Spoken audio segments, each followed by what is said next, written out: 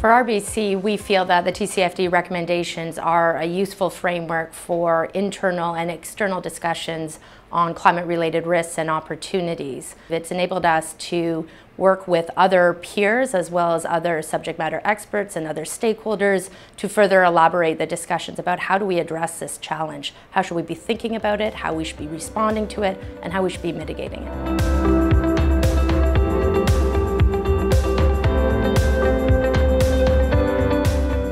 I think at this stage in time, the most important opportunity about adopting the TCFD recommendations is that it confirms for both our internal and external stakeholders that climate change is both an economic and a business issue and not just an environmental or social issue. Certainly having the support from the board, the CEO, at the CFO and CRO level is important in ensuring that our stakeholders, both internally and externally, understand that we do see climate change as both a pressing and challenging issue, both economically and for our communities and for our clients that we work with.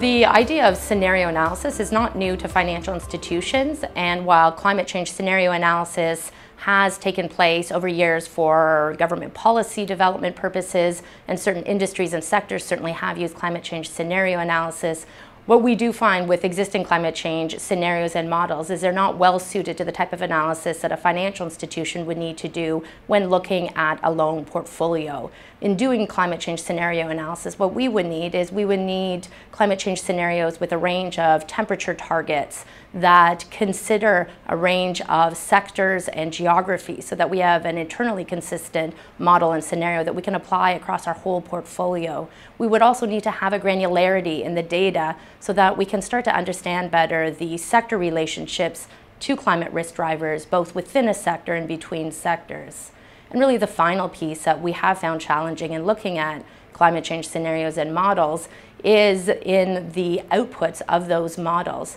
Since most climate change models have been built and developed for policy development purposes, they don't necessarily provide the economic outputs that you would want to have in order to do analysis of the financial performance for a particular client within a sector, or even at a portfolio level to look at a sector as a whole. Some of those other challenges have to do with the time horizon within which you would look at climate change and a climate change scenario. Those time horizons extend far beyond the typical time horizon of a loan,